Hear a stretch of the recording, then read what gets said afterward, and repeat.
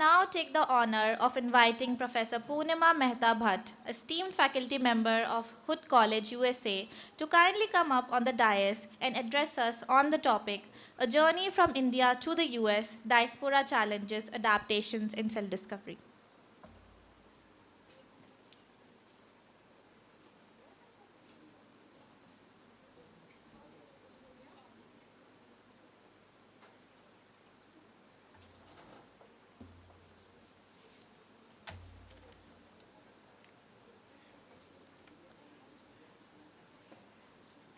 May I begin?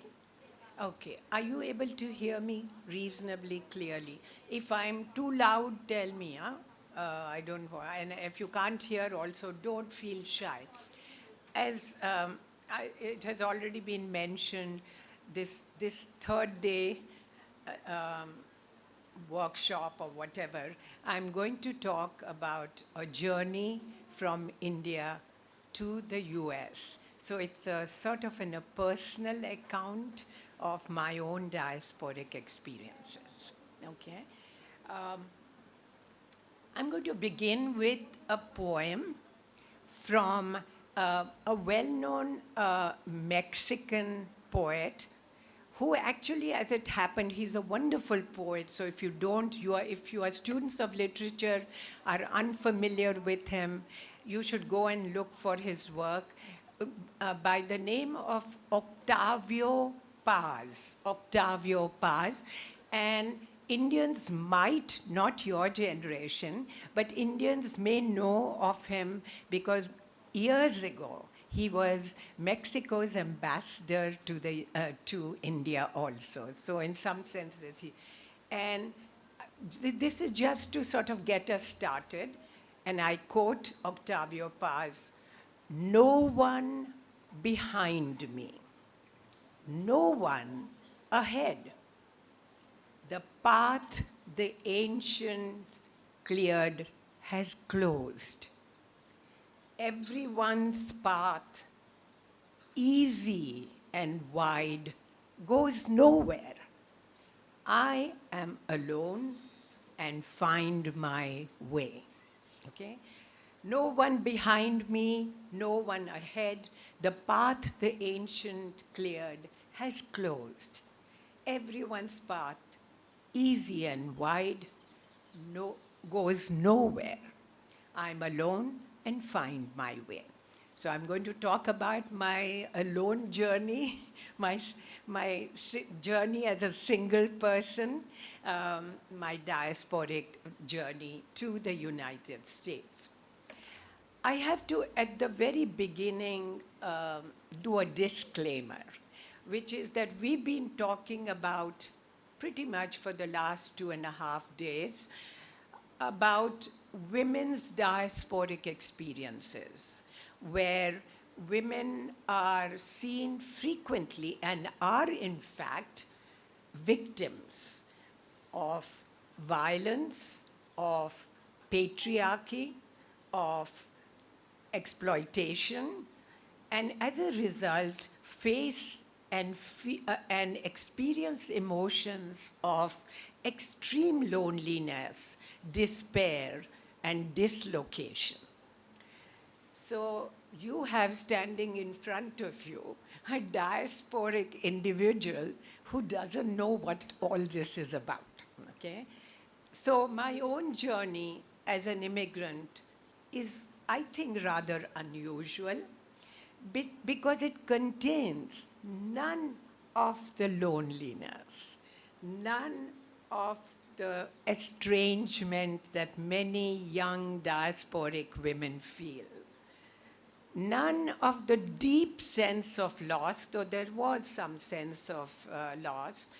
And certainly I didn't feel any kind of alienation or a burning desire to return to India, so common to most immigrants, especially the first generation of diasporic immigrants, which I am a part of. So one of the things I want to explore with you is, in what way was my experience different? I want at the very outset to suggest that my experience as a diasporic individual does not represent mainstream. Okay? I think I stand outside the box. So this is not, I can't speak for all the 4.5 million Indians who are in United States.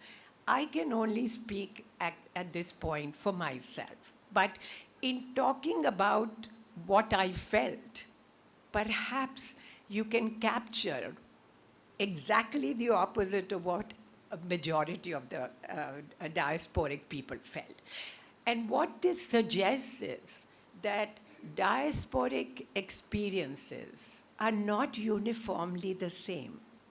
They differ from one person to another, depending on a number of factors which we need to talk about. So any kind of generalization we make about diasporic experience, one must make with a certain amount of caution and care. Because what I will tell you does not apply to every Indian. By far, it doesn't apply. So that experiences don't tend to be homogeneous. They don't tend to be identical. They don't even tend to be similar.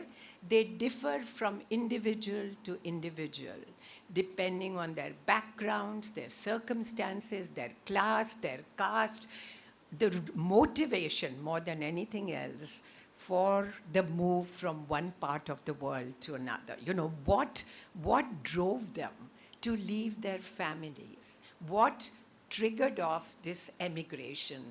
What we call in migration literature, what were the push factors and the pull factor? What pushed them to leave India, and what was it that attracted them about, in this case, United States or any other country that they moved to? And again, I want to qualify that mine represents not the norm, okay?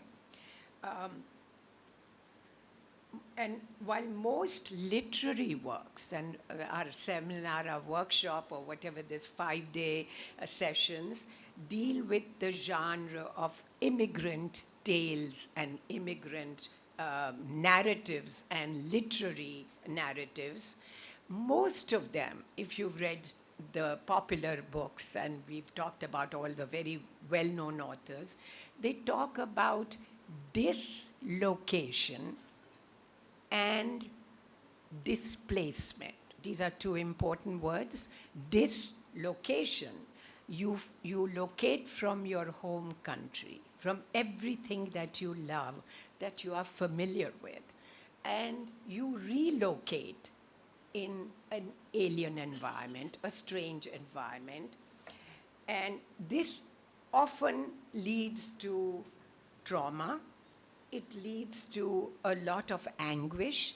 It leads to loneliness. It leads to the desire to return back very frequently. In other words, there is a sense of dislocation and displacement. My experience is a little different, or maybe it's very, very different, okay?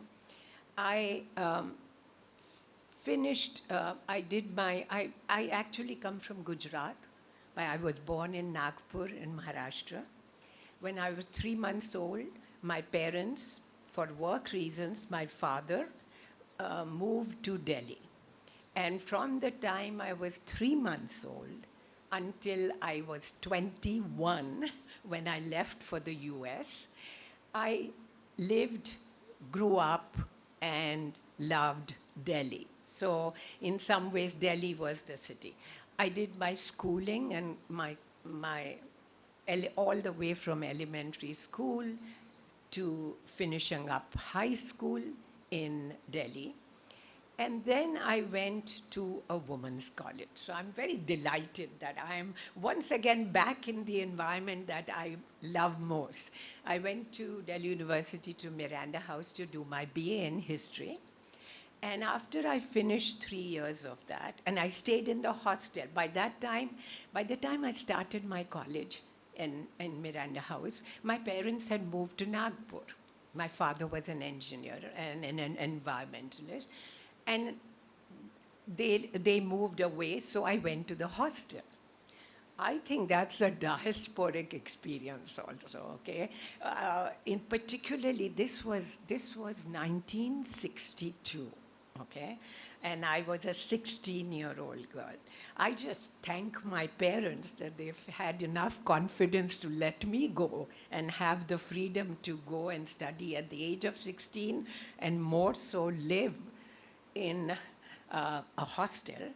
And in those days, very lightly speaking, everybody would refer to the Mirandians, so students of Miranda House, as very fast girls. I didn't even know what the hell fast meant. I mean, but my mother trusted me, and they put their confidence in me that I would be okay and that I would manage okay. I went to finished my BA in Indian history and decided to do a master's, carry on at Delhi University for my graduate school. I studied under, and once again, I am so thankful. You are lucky to have women professors, but in my days, a lot of them were men. Well, my professor in ancient Indian history, which I specialized in, was Romila Thapar, Dr. Romila Thapar, probably now renowned as one of the best historians writing Indian history. And I have to say, one single role model, one single mentor can turn your life around. And for me, that woman was Romila Thapar. So I did my master's, and I finished that in 67, 2 years of master's then. And I, I and my parents, we discussed this, and we felt, I was too young to still go abroad for higher education. And so we agreed upon the fact that I would seek a job teaching history, Indian history. And so I interviewed.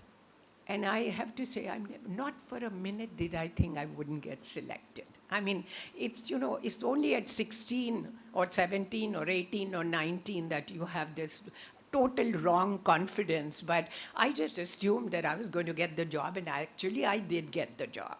So I got the job to teach Indian history. And that was also a very important 1 year for me. I taught at the Delhi Miranda House for 1 year, taught women, really enjoyed it. So that's why I get so excited coming and talking to you, because I'm reliving my experiences from 1967, a long time back.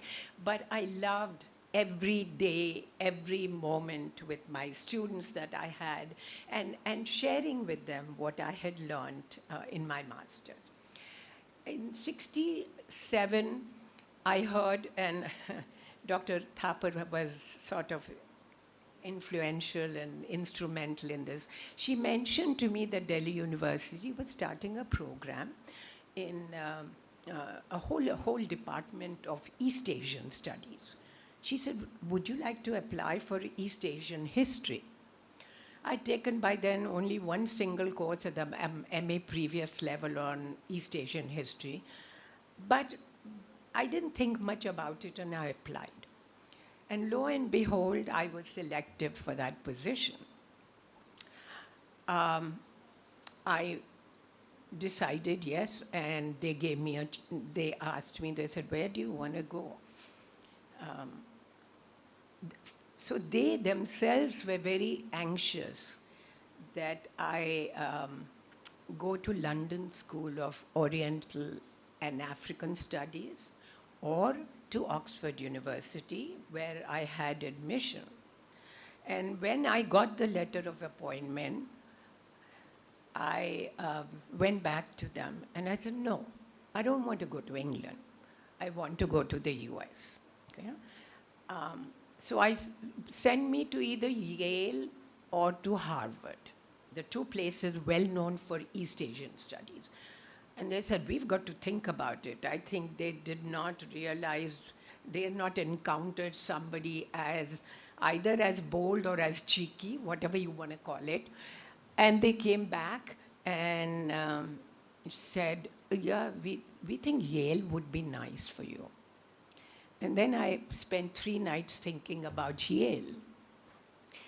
And I had the audacity to go back to them again and say, no, I think Yale doesn't suit me. I don't like the program at Yale. I want to go to Harvard. Yeah. Now, these people should have kicked me out, frankly. I mean, I was demanding things at every step, but for whatever reason, they said, fine, we will see. Romila wrote a letter on my behalf, and Harvard admitted me. Okay?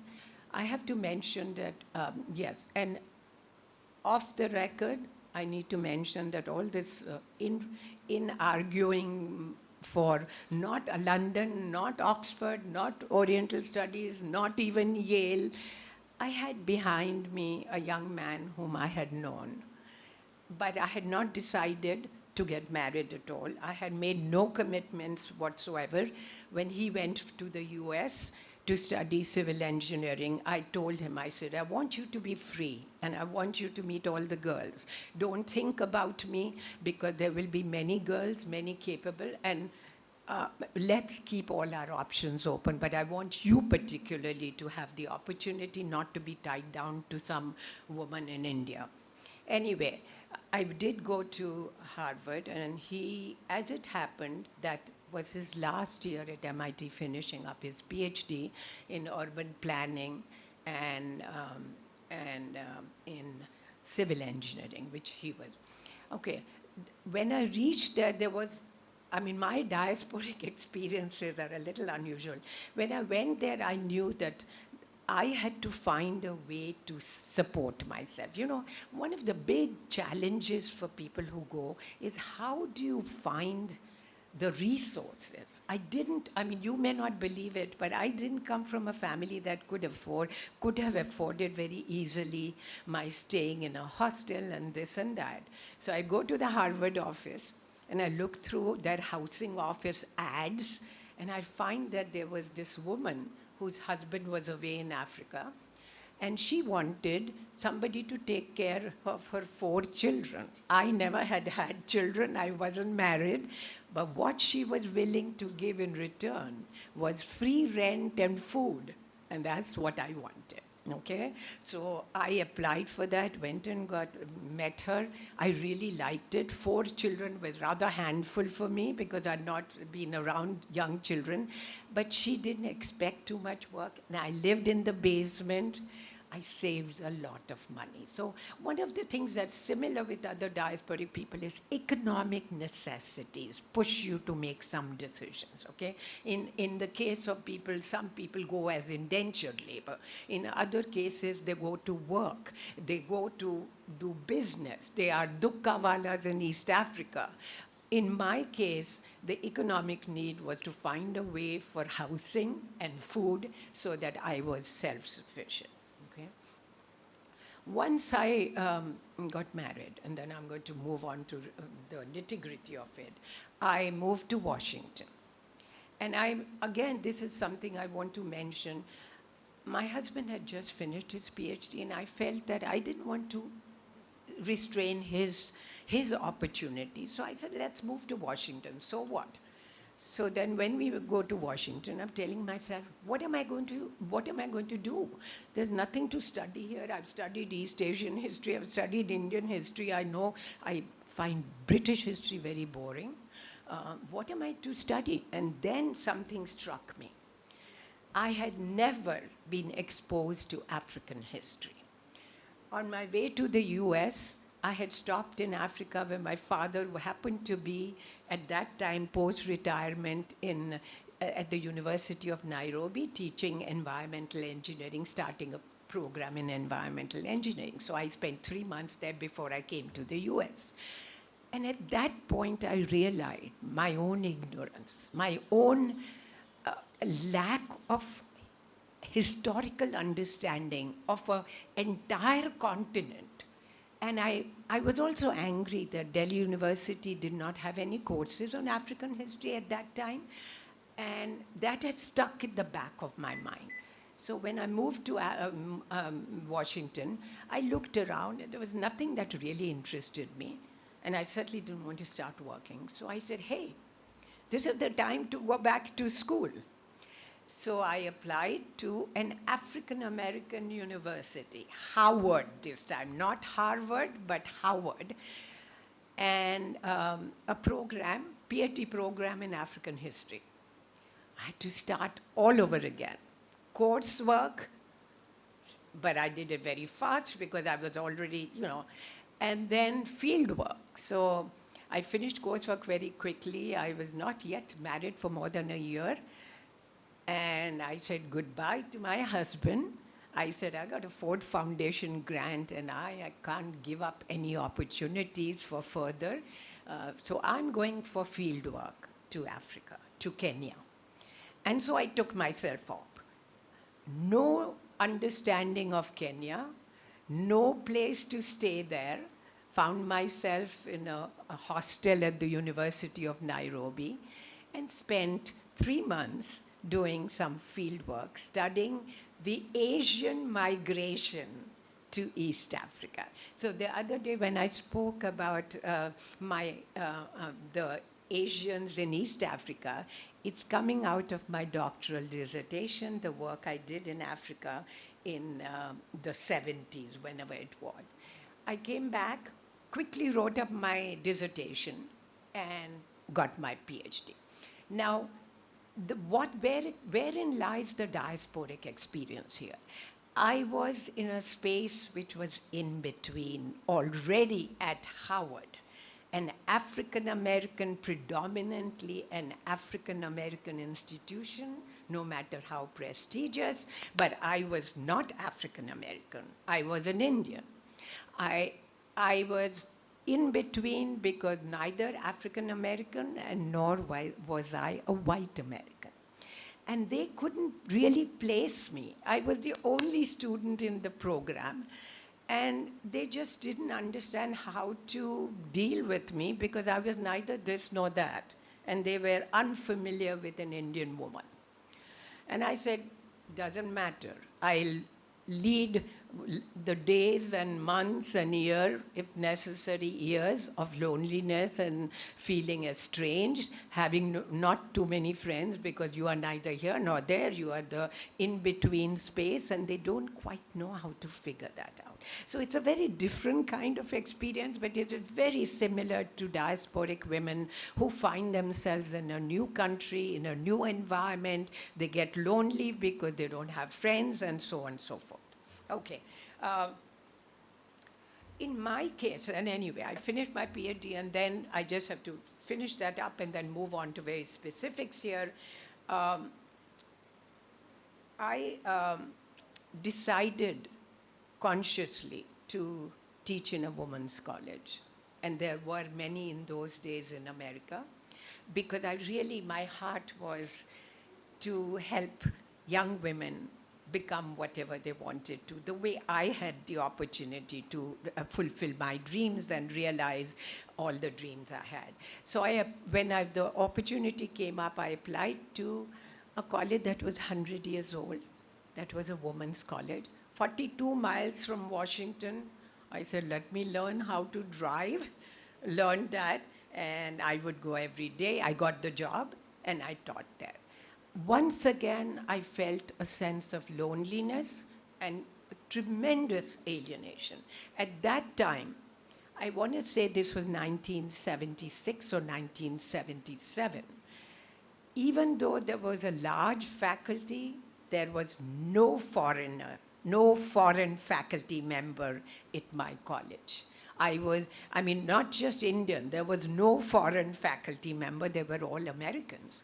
Men and women professors, but all American. I told him, and it was not easy initially. But I decided, so what? I'm going to chart my own path. I'm going to do what I want. I'm going to teach the things I've been hired for.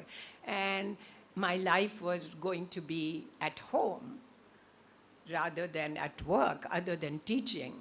my fulfillment had to come from home, even though home and husband were 42 miles away. So I'm doing this driving and whatever. In my case, there was no deep sense of grief about leaving India.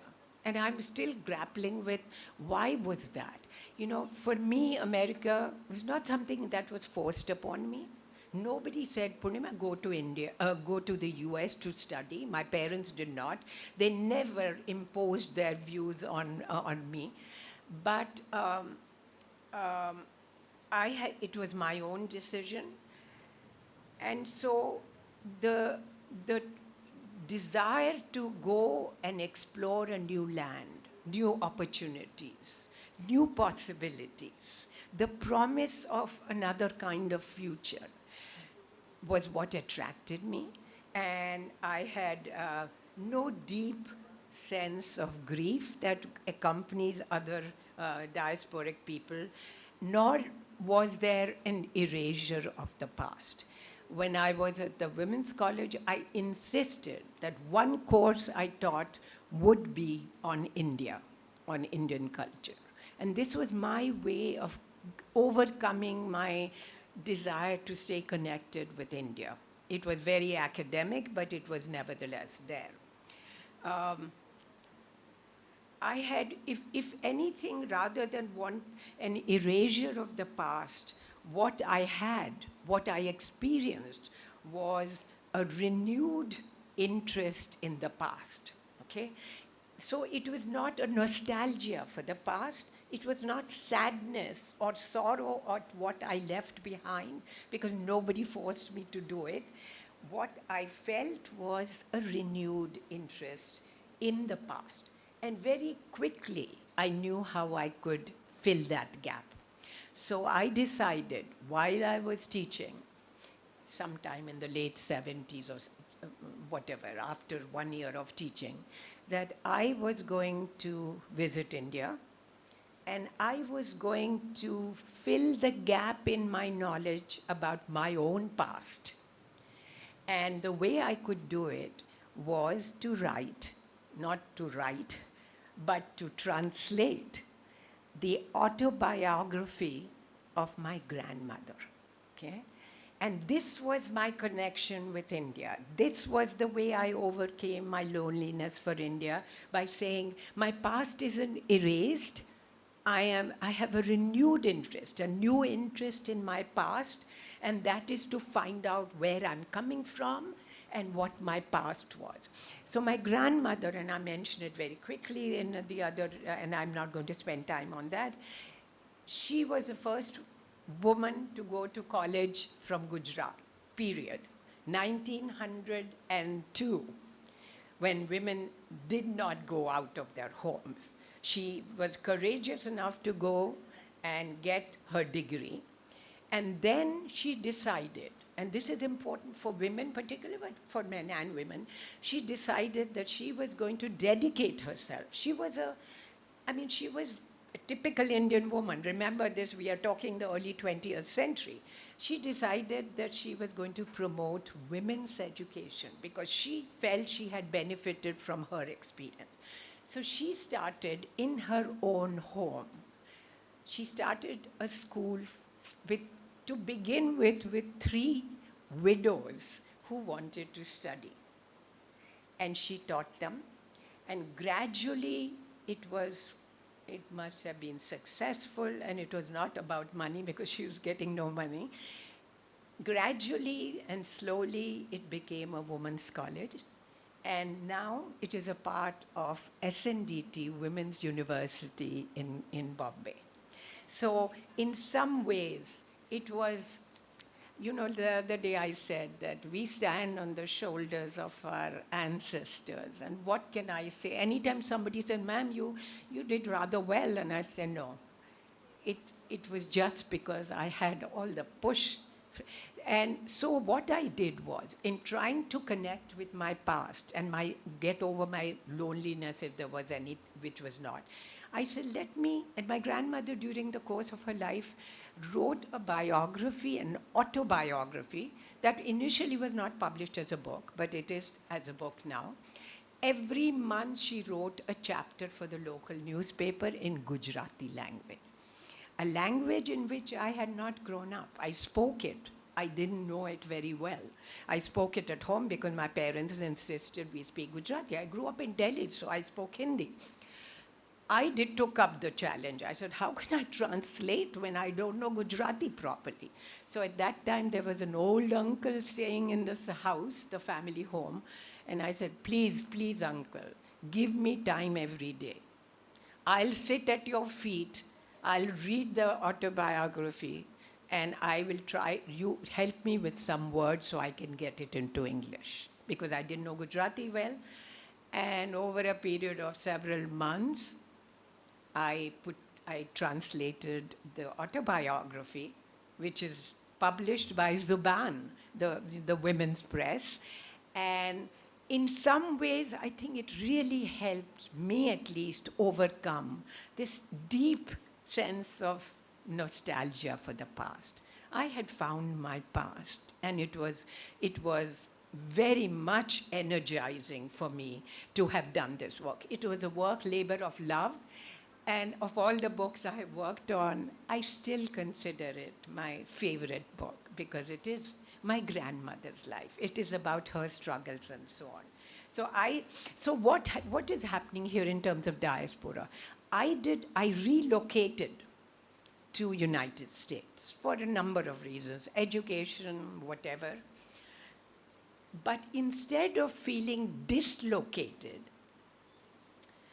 I simply felt I had relocated, and it was a journey of not only relocation, but what came with it was rediscovery, finding myself, finding my soul, finding my potential and my past. There was no erasure of the past, and so on and so forth. What I felt was a deep sense of empowerment. And I have to say that that has carried me through the 50 years or 55 years of my stay in the US. I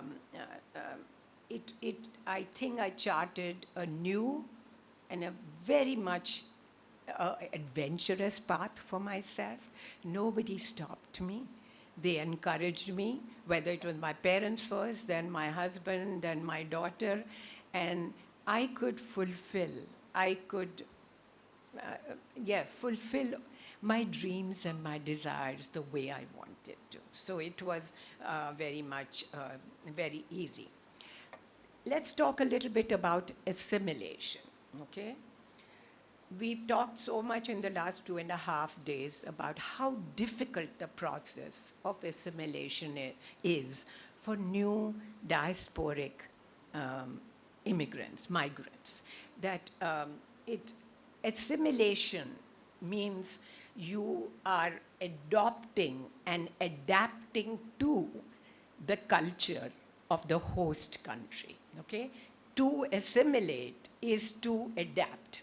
Now, my experience with Indians in America, and particularly, and I don't say this with any contempt or negative, this is a reality, is that many of the Indians who come from backgrounds where they don't feel themselves a sense of confidence or have not had self-discovery, come to the US and are baffled.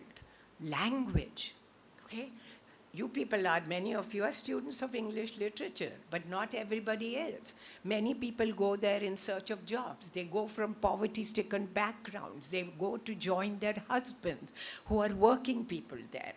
And to find yourself in an environment where the language, not only the culture is different, the clothing is different, the food is different, but basically you're finding yourself in an environment that is very alien, okay?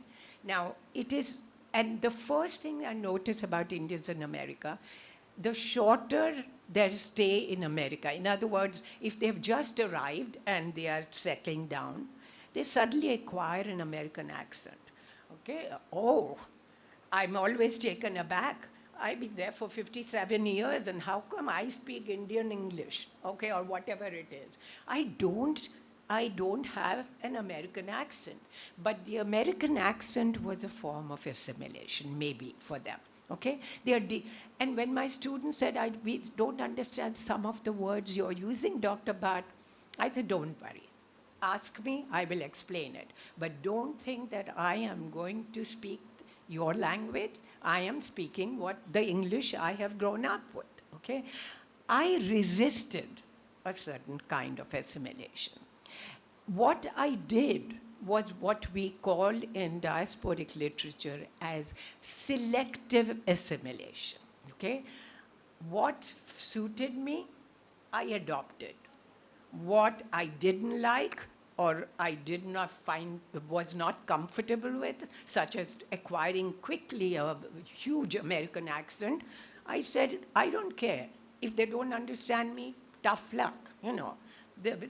So in some ways, my adaptation to the English, which often poses such a problem for immigrants, was to simply stay with what I knew and go move on. Okay? I wasn't going to adapt. I had no interest in linguistic adaptation or assimilation. Clothes, I did. The first, I remember the first winter I was there. I was wearing these saris, salwar kurta and saris, but mainly saris. Oh, I'm going to America. I better look halfway decent. Uh, and very quickly, come November and December and January and February, and it is snowing and it is minus 10 degrees and minus 20 degrees, and there's snow and ice on the ground. And here, Purnima is walking around to Harvard in her sandals and her saris, thinking she's very fashionable.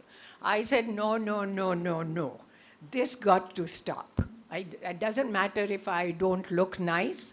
So very quickly, I have to say that I had to adapt to the dress styles of there.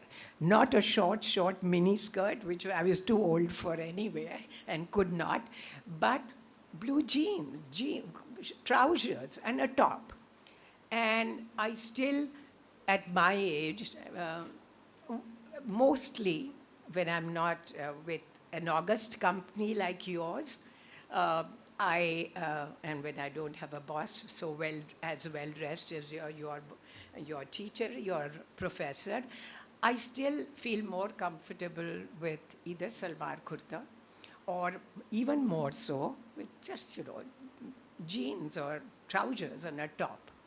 So there was some dress adaptation, more out of the necessity of the weather, and I decided it didn't matter.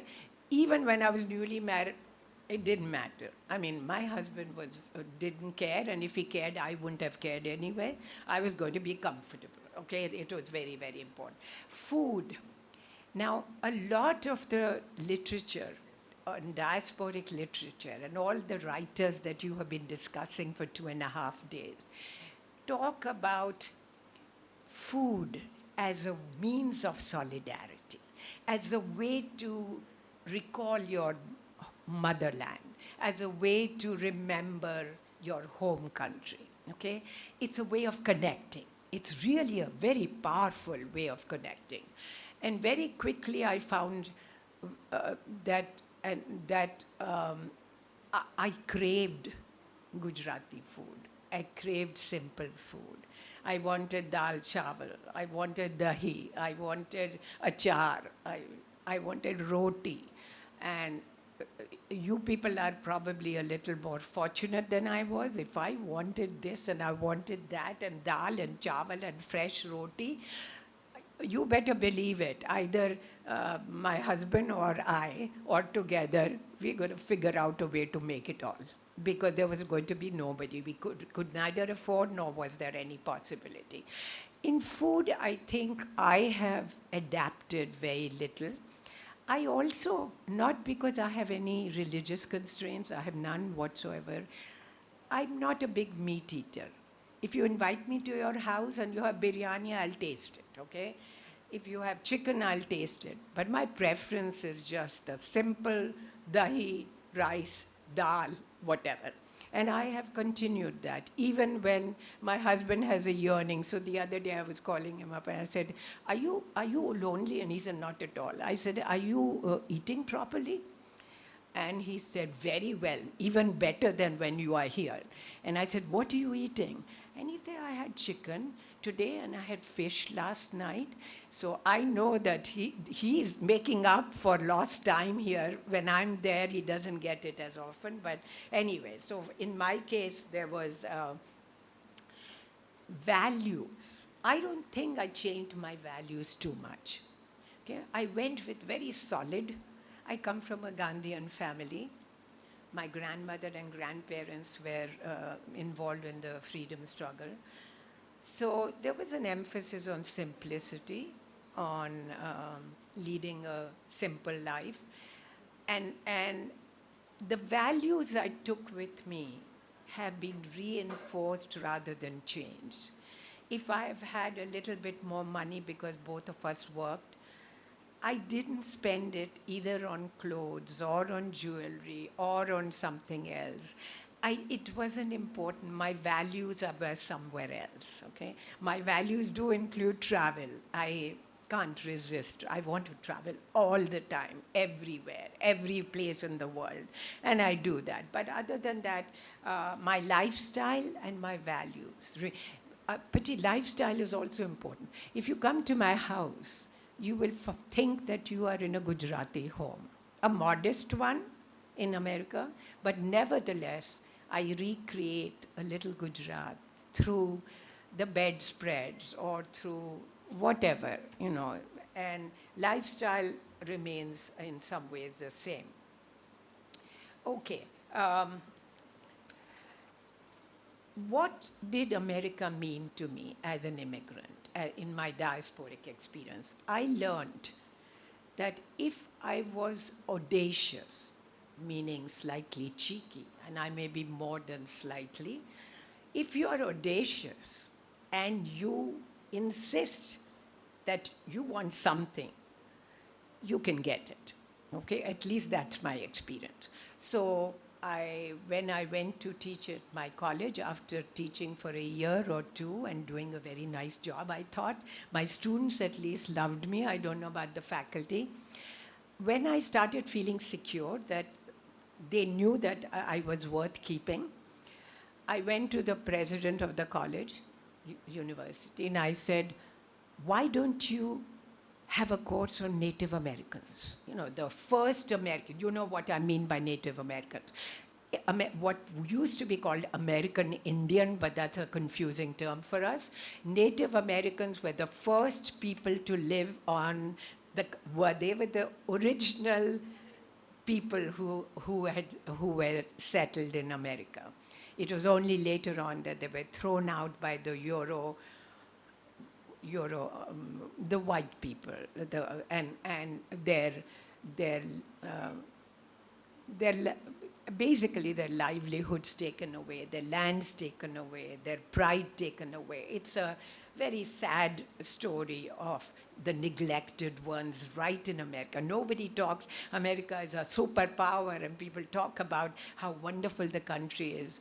All you have to do is to go to the Southwest, to the reservations, to the Native American settlements.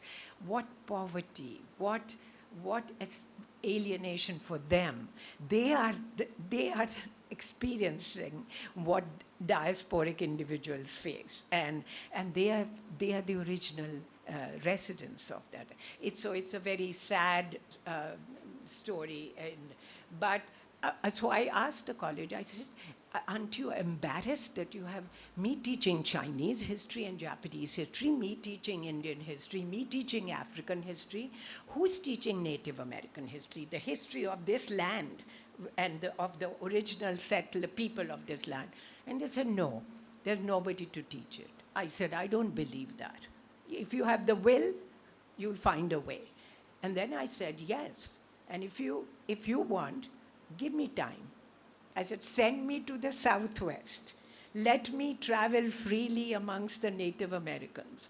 Let me go to the Library of Congress and spend days and nights and weeks and months, if necessary, studying about Native American culture, their literature, their poetry, their economies.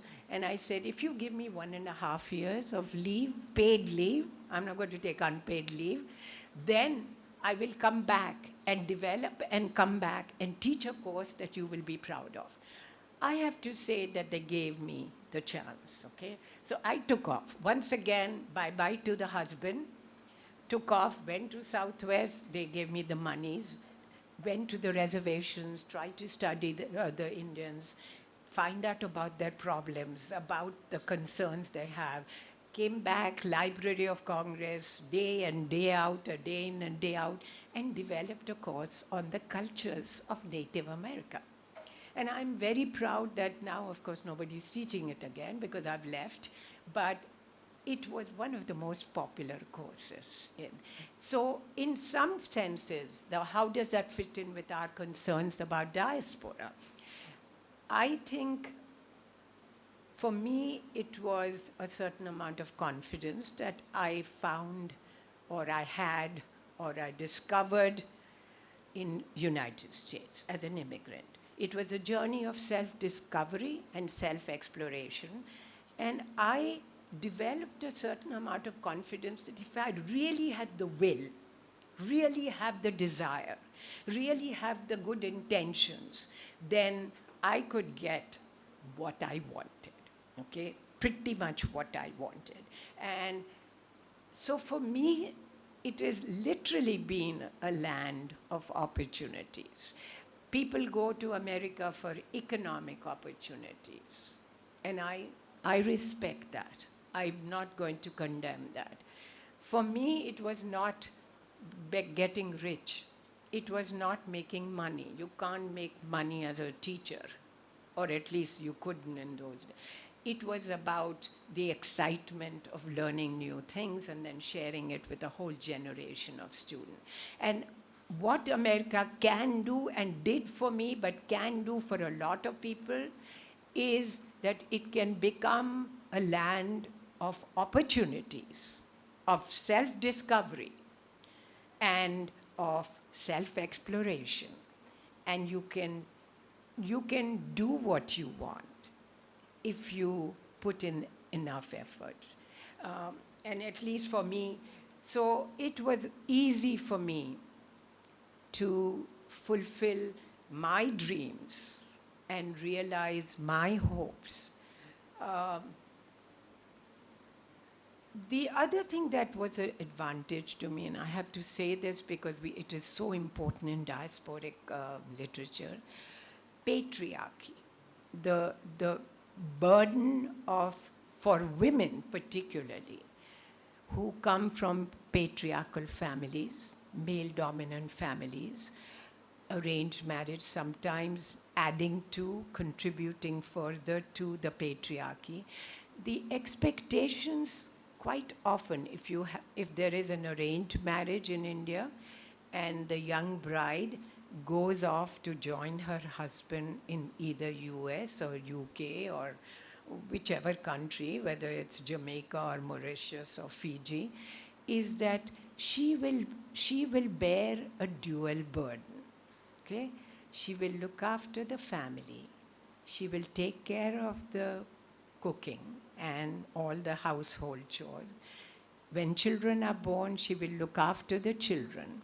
And she is shouldering, I don't think it's only a dual burden, it's a multiple burden that is placed on women under patriarchy. And at some point, it must and has to change. Because when I understand, I don't know what is happening in India. India too is changing slowly. But when you find yourself in a different country, and in a developed, so-called developed part of the world, UK, USA, Australia, whatever, the women often are compelled to work outside of the home because you've got to make two ends meet. It is not a matter of luxury, It is actually a matter of necessity for most immigrants.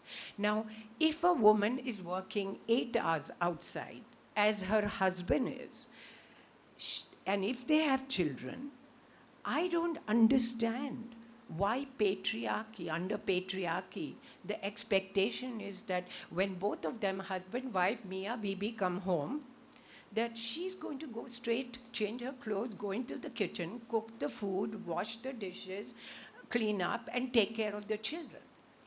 And this requires negotiation. Sometimes it is easy, sometimes it is very painful because you're dealing with other human beings. My case, I must have done, I don't believe in an earlier life, but if I had one, I must have been done something wonderful because I'm lucky, okay? So I didn't have to negotiate this with my husband. I just assumed that when I'm away, he was going to do the cooking. When he's busy, I was going to do the cooking. That we were going to, this was a joint endeavor, and it was not about patriarchy. And that I, for one, was not going to submit to patriarchy because I felt it was unjust. It was unfair. It was against my very being, my essential being. Now, I don't want to at all suggest that everybody has to be like that. Since this is about my journey, I can only tell you what happened and what worked for me. And what worked for me, that I was fortunate that I didn't have to negotiate too much in terms of why don't you also share in the cooking? Actually, he's now a better cook than I am. I sometimes get a little lazy. And then when our daughter was born, I have only one daughter, it was very, very important to me that he be the father to her equally as I was the mother to my daughter. And so we moved towns to be nearer my college. He left his job so he could be a good father. And we decided that when she grew up, it was time to go back again. And then we would pick up where we left off in Washington. 14 years were big ones for him to sacrifice his career. Not once did he object, not once did I ask him whether it was painful, because I thought that's what women do. And the world is changing, and I want to be a part of that world to change that. And there is a great, when I see him with my daughter, I feel there's a great joy in the way that in some ways, she is closer to him than she is to me. And it is very good that husband and wife together in partnership share. It doesn't happen every day. I know that I should not raise expectations, but one can always dream. One can always aspire. And certainly in my case, it worked very well. I'm going to then round up and then we can do. So as a parent, or as parents, since we did everything together, as parents, we made a choice. Sometimes the tension for diasporic families is, how do you bring up children? How much of Indian culture do you impart to them? And how much freedoms do you give them to be American, because they are growing up in America, they're born and brought up there, or at least they are brought up there. The extent of how much do you want them to remain Indians? And if you do, then of course there is nearly always the rituals within the home which teach children about religion and about religious traditions and beliefs and so on and so forth.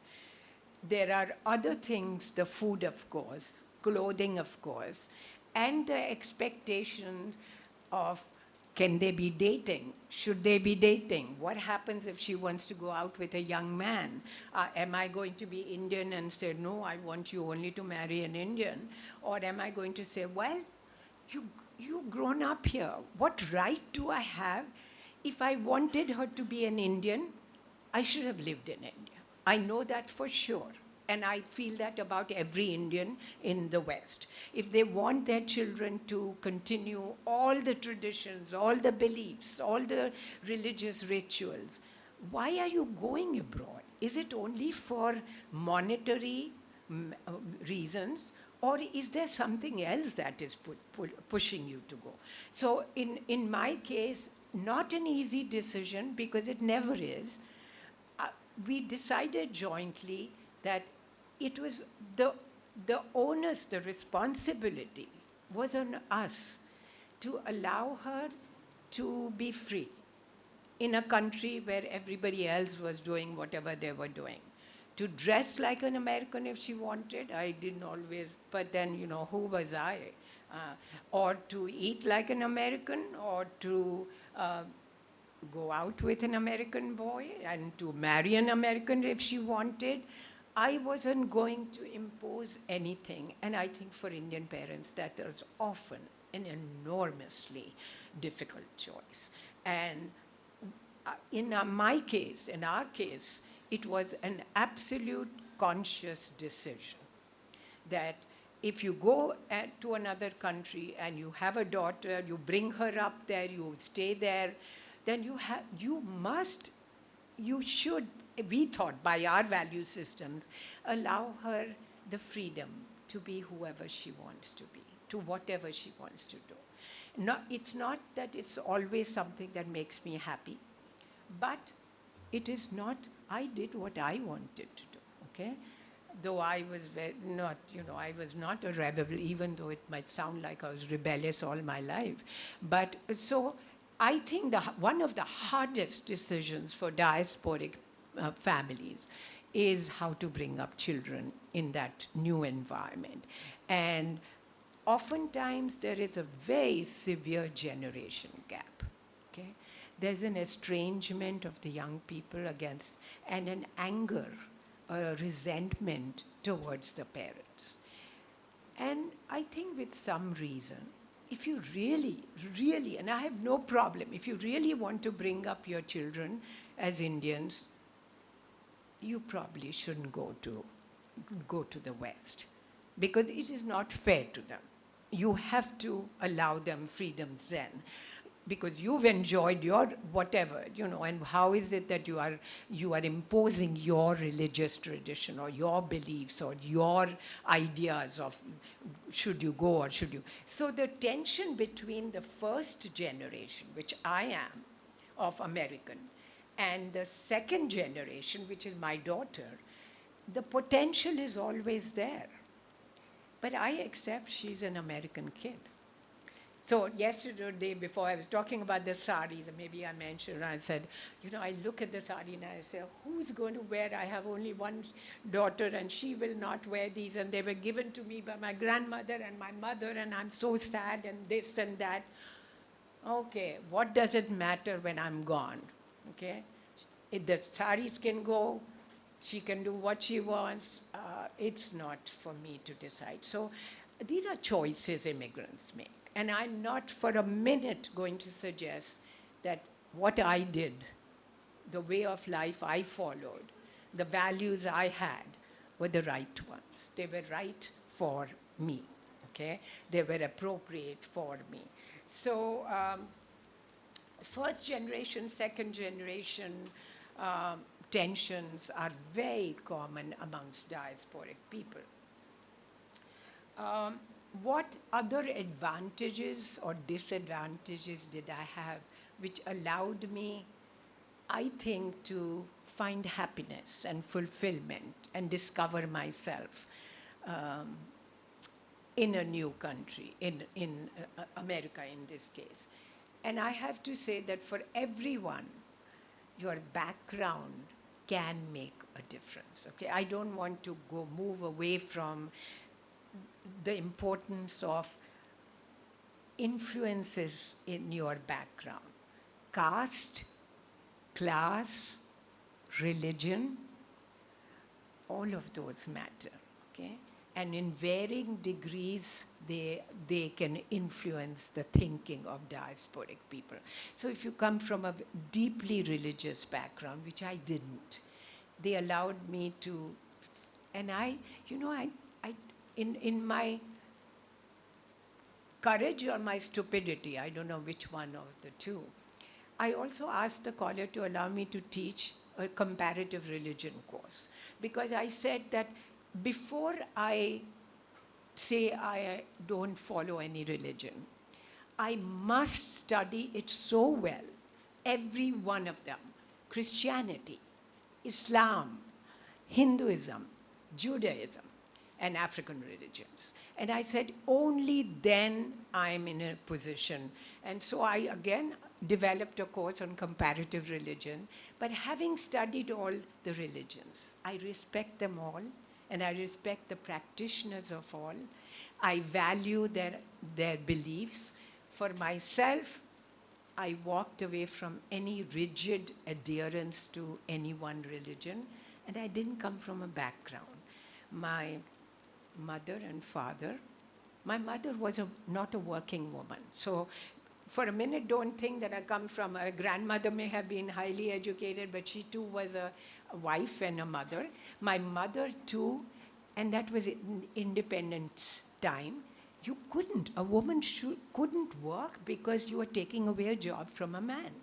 And she did social work for like 50 years for the poor, for children, for orphans, but never making, at the end of her life, she would say, Purnima, you made money. I mean, she wasn't talking big money, but she said you had economic independence, your own economic independence. She said, you know, I didn't earn a single rupee in my entire life. And I think she had some sadness about that. But so economic backgrounds make a difference. But in my case, I was fortunate enough to have very few constraints. Because I live a simple lifestyle, I don't need a lot of money. And husband and wife both working, more than enough, okay? Not rich, I'll never get rich, but very comfortable. If I wanted to travel, and particularly to India, my husband yesterday when I went in, he called up to find out how the sessions went. And I said, firstly, don't even talk to me. I'm so tired. I haven't taught in so many years that I'm exhausted and falling down. But when I'm rested up, I'll call you back. And I called him back and he said, I saw the video recording. And he said, you know, you were wrong. You said you traveled 27, 28 times in all the years that you were in the US. He said, do you know how many times you traveled? 98 visits to India in the time I was here. And they were not all with him. I would travel on my own. But when I could, I did teaching in India. I managed to find women's colleges. Because I wanted to connect with Indian students. I wanted to connect with women. I wanted to know what it was like here in the classroom. So I had so many opportunities. But I think my experience was a little unusual. Okay, finally, and you know what the trips to India did? Not just for me, but more importantly for my daughter and my husband when he came, was that it allowed me to remain in contact with Indian culture. So when I find myself with you, I'm at home. I'm not in a foreign land. I'm not thinking about home country and something I left behind 52, 57 years ago. I am very much comfortable because I moved back and forth. I made very frequent visits to India, and it allowed me to remain in contact with Indian culture and maintain strong, very strong family ties. Okay, and those were things that sustained me over all those years. Um, Finally, um, when people ask me the question, they'll say, Purnima, or the question to me, I ask myself, who am I? Okay, who am I? Am I an Indian or am I an American? Okay, 58, so I spent most of my life outside of India. And my answer to that, and I've been thinking a lot about that, maybe because I'm getting old and senile, my answer is that I belong to the world. Okay? I live, I live in two cultures, both of which are also mine, but none of which are exclusively mine. So I'm straddling between the two worlds, both of which have given me a lot.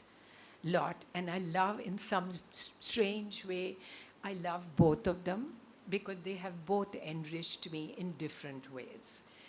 I want to think that I'm a cosmopolitan person.